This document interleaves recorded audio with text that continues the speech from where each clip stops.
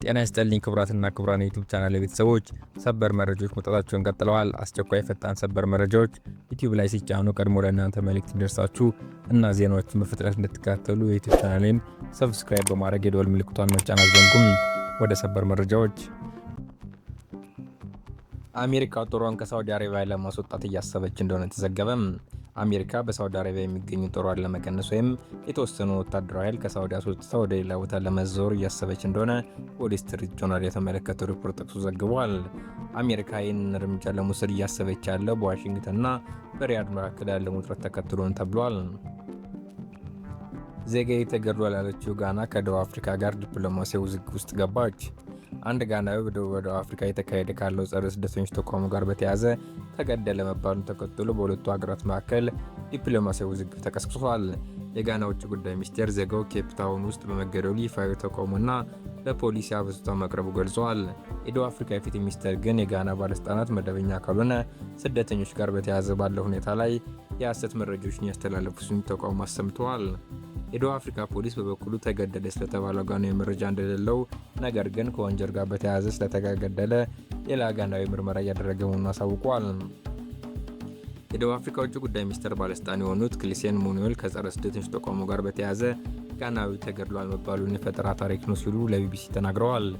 ጋና በዜጋዋ ላይ የተፈጸመውን ግድያ በመቃወም ባወጣችው መግለጫ የማንንም ሕይወት መንጠቅ ተቀባይነት የሌለው ድርጊት በመሆኑ ተጠያቂዎች በአፋጣኝ ለፍርድ መቅረብ አለባቸው ስትል ጠይቃለች። የደቡብ አፍሪካ ባለስልጣናት በግድያው ዙሪያ ፈጻሚዎች ተይዘው ለፍርድ ቤት እንዲቀርቡ የሚያደርግ ሙሉ ግልጽና ፈጣን ምርመራ እንዲያደርጉ እንፈልጋለን ብሏል የውጭ ጉዳይ መስሪያ ቤቱም። የጋና አንድ ሬዲዮ ጣቢያ እንደዘገበው የተገደለው ጋናዊ ለ20 ዓመታት ያህል በደቡብ አፍሪካ ውስጥ የኖረ የልብስ ስፌት ባለሙያ የነበረ ሲሆን በተቃዋሚዎች በጥይት ተገድሏል። አስከሬኑን ወደ ሀገሩ ለመውሰድ በጋና ውጭ ጉዳይ ሚኒስቴር በኩል ጥረት እየተደረገ ነው። ባለፈው ማክሰኞ ጸረ ስደተኞች ተቃዋሚዎች አፍሪካውያን ስደተኞች ደቡብ አፍሪካን ለቀው እንዲወጡ ያስቀመጡት ቀነ ገደብ የነበረ ሲሆን በተለያዩ ከተሞች ውስጥ የተቃውሞ ሰልፎች ተካሂደዋል። ጋና፣ ማላዊና ናይጄሪያ ከቀነ ገደቡ በፊት የተወሰኑ ዜጎቻቸውን ከደቡብ አፍሪካ ካስወጡ ሀገራት መካከል ናቸው። እስካሁን 25,000 የሚደርሱ ሰዎች ደቡብ አፍሪካን ለቀው ወጥተዋል። ሩሲያ በኪየቭ ላይ በፈጸመችው መጠነ ሰፊ ጥቃት ቢያንስ 18 ሰዎች ተገደሉ። የሩሲያ ኃይሎች በኪየቭ ላይ በፈጸሙት መጠነ ሰፊ ድሮን እና የሚሳኤል ጥቃት ቢያንስ 18 ሰዎች ተገደሉ። በጥቃቱ ከተገደሉት በተጨማሪ 90 ሰዎቹ እንደደረሰባቸው ተገልጿል። የጥቃቱ ሰለባ ከሆኑት መካከል አብዛኞቹ ሕፃናት እንደሆኑ የኪየቭ ጦር አስተዳደር ኃላፊ ታይመር ቹክኑክ ተናግረዋል። በርካታ ነዋሪዎችም ተፈናቅለዋል። ጥቃቱ ከ11 ሰዓት በላይ እንደዘለቀ የተነገረ ሲሆን በኪየቭ የሚገኘ የቢቢሲ ቡድን ረቡዕ ምሽት ከባድ ፍንዳታዎችን ሰምቷል። የከተማው ከንቲባ ቫታሊ ክሊንቹክ ጥቃቱን በዩክሬን መዲና ላይ የተፈጸመ እጅግ ከባድ ጥቃት ያሉ ሲሆን አርብ ዕለት የሐዘን ቀን እንዲሆን አውጀዋል። በጥቃቱ ከተማይቱ ከስፍራዎች መካከል የአምቡላንስ ጣቢያ እንደሚገኝበት ከንቲባዋ ገልጿል። ዩክሬን የሰላማዊ ሰዎች መኖሪያ ኢላማ ማድረግ የሩሲያን ከሳለች። ሞስኮ በበኩሏ በሩሲያ የሲቪል መሰረተ ልማት ላይ ለተፈጸመው ጥቃት አጸፋ የጦር መሳሪያ ማምረቻ ነው ባለችው ላይ እርምጃ መውሰዷን ገልጻለች። የክሬምሊን ቃል አቀባይ ዲሚትሪ ፔስኮቭ ሐሙስ ዕለት ሩሲያ ያስቀመጠችውን ግብ ለማሳካት በኪየቭ መንግስት ላይ የምታደርገው ጫና እንደምትጨምር ለጋዜጠኞች ተናግረዋል። የዩክሬን አየር ኃይል እንዳለው ሩሲያ በረቡዕ ምሽት ጥቃት 74 ሚሳኤሎችና 496 ድሮኖችን አስወንጭፋለች። ሆኖም አብዛኞቹ በሀገሪቱ የአየር ጥቃት መከላከያ መክሸፋቸውንና 25 ባሊስቲክ ሚሳኤሎችና 12 ድሮኖች ብቻ በ33 ቦታዎች ላይ ጥቃት መፈጸማቸውን አየር ኃይሉ ገልጿል። የኢራን ጠቅላይ መሪ ሚስት ቀብር ባለቤታቸው አስከሬን ባልተገኘበት ተፈጸመ። በአሜሪካና በእስራኤል ጥቃት ከወራት በፊት የተገደሉት የኢራን ጠቅላይ መሪ ሙጅተባ ኻሜኒ ባለቤት ዛሃር ሀዳድ የቀብር ስነስርዓት ባላቸው ባልተገኙበት ረቡዕ ዕለት ቴህራን ውስጥ መፈጸሙ ተዘገበ። ዛሃር ሀዳድ አዴር በመጀመሪያ ዕለት ጥቃት ከተገደሉት የኻሜኒ ቤተሰብ አባላት አንዷ ናቸው። በመጀመሪያው ዕለት የቦምብ ጥቃት የኢራን ጠቅላይ መሪና ሌሎች በርካታ የኢራን ከፍተኛ ባለስልጣናት መገደላቸው ይታወሳል። በተጨማሪም የአባታቸውን ስልጣን የተረከቡት የዛህራ ባለቤት ሙጅተባ ኻሜኒ በጥቃቱ ከፍተኛ ጉዳት እንደደረሰባቸው በተደጋጋሚ ቢነገርም እስካሁን በተጨባጭ የተረጋገጠ ነገር የለም።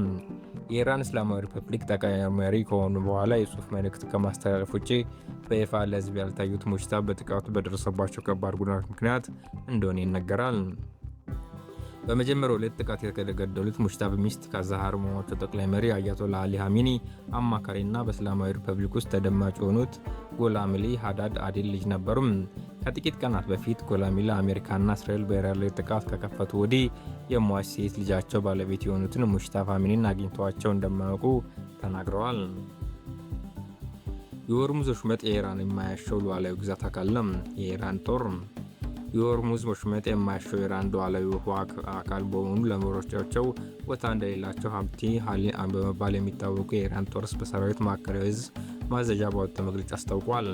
ስለዚህም ከአሜሪካ በኩል በሆርሙዝ ወሽመጥ ላይ የሚደረግ የትኛውም አይነት ጣልቃ ገብነት ከኢራን ጦር ኃይሎች ፈጣንና የማይዳገም ምላሽ ይሰጠዋል በማለት አስጠንቅቀዋል። ከማዘዣ ማዕከሉ የወጣውን መግለጫ ጠቅሰው የኢራን መገናኛ ብዙሃን እንደዘገቡት ወሳኝ የውሃ ላይ መተላለፊያ የሆነው የሆርሙዝ ወሽመጥ ደህንነትና አስተዳደር ጉዳይ የኃያላኑ እስላማዊት ኢራን ጦር ኃይሎች የማይታለፍ ቀይ መስመር ነው በማለት አጽንኦት መስጠቱን አመልክተዋል።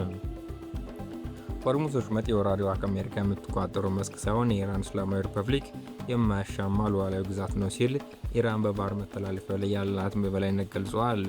ሁሉም የንግድ መርከቦች በሆርሙዝ ወሽመጥ በኩል ደህንነታቸው ተጠብቆ በሰላም ለማለፍ በኢራን የተቀመጠውን መስመር ብቻ መከተል እንዳለባቸውና ካልሆነ ግን የሚገጥማቸውን ቅጣት መቀበል እንደሚገባቸው አስጠንቅቀዋል። ኢራን በአሜሪካና በእስራኤል ጦርነት ከተከፈተባት በኋላ በወሳኙ የባህር መስመር በኩል ላይ በሚያልፉ መርከቦች ላይ ጥቃት መሰንዘሯን በመጀመሩ ሆርሙዝ ዝግ ሆኖ ቆይቷል። ሆርሙዝ ከዓለም ፍጆታ 20 በመቶ በላይ የሚሆነው ነዳጅና ጋዝ ከፋርስ ባህረ ሰላጤው ጋር በመነሳት የሚተላለፍበት ወሳኝ የባህር መስመር ነው። በጦርነቱ ወቅት መርከቦች ማለፍ ባለመቻላቸው በዓለም ዙሪያ የነዳጅ ዋጋ ከፍተኛ ሁኔታ ጭማሪ አሳይቶ ነበር። አሜሪካ በሳውዲ አረቢያ የሚገኝ ጦሯን ለመቀነስ ወይም የተወሰነውን ወታደራዊ ኃይል ከሳውዲ አስወጥታ ወደ ሌላ ቦታ ለማዛወር እያሰበች እንደሆነ ዎል ስትሪት ጆርናል የተመለከተው ሪፖርት ጠቅሶ ዘገበ።